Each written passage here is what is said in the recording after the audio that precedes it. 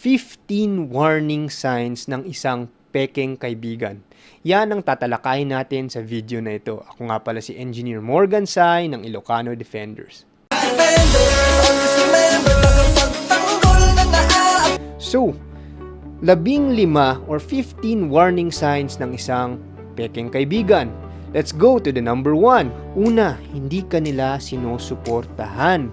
So kung may kailangan ka, nawawala sila parati kapag ka ikaw ay nasa problema, pag hinahanap mo sila dahil may kailangan kang tulong, hindi ka nila sinusuportahan.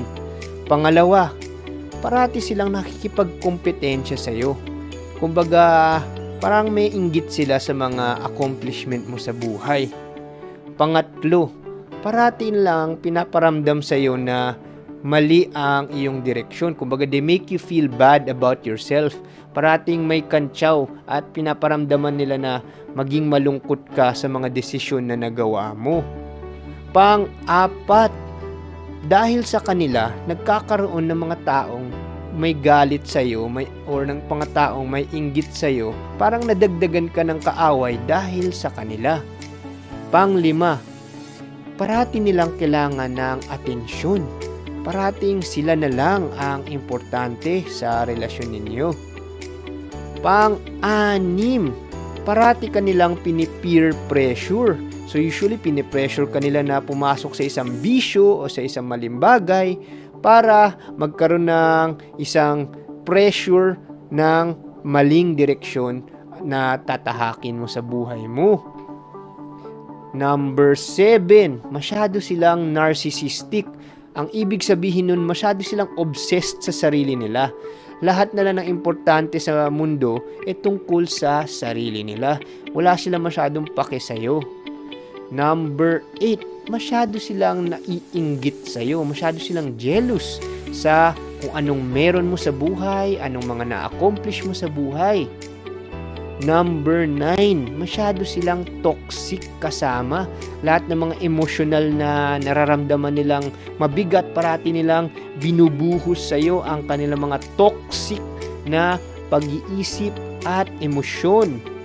Number 10, masyado silang mga vampira ng iyong enerhiya.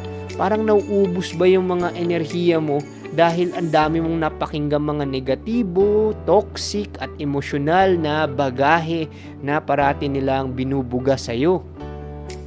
Number 11, kapag may mga bad mood sila, parati nilang pinararamdam kahit na masaya yung sitwasyon. Kumbaga, killjoy.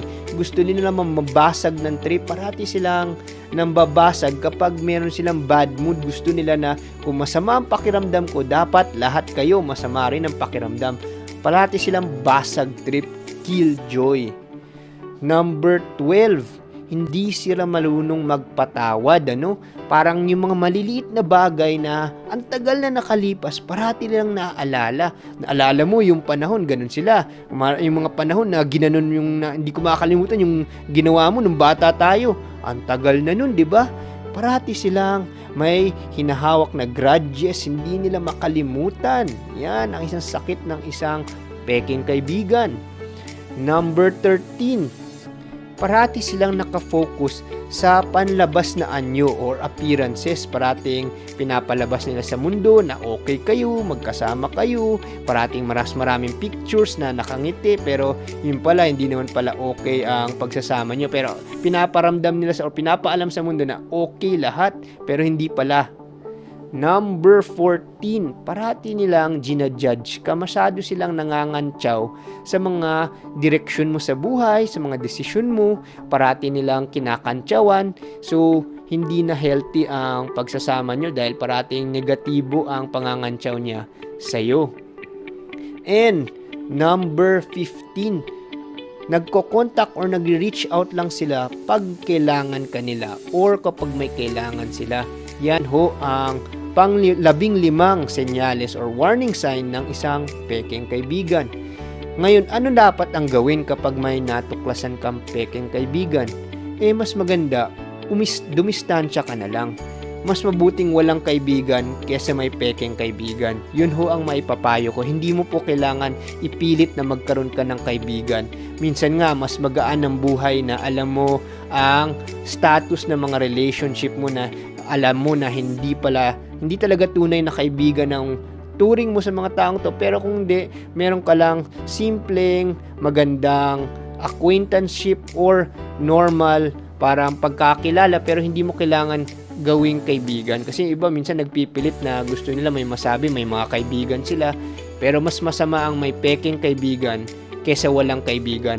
Mas makakalayo sa buhay ang walang kaibigan kesa may mga peking kaibigan. Always remember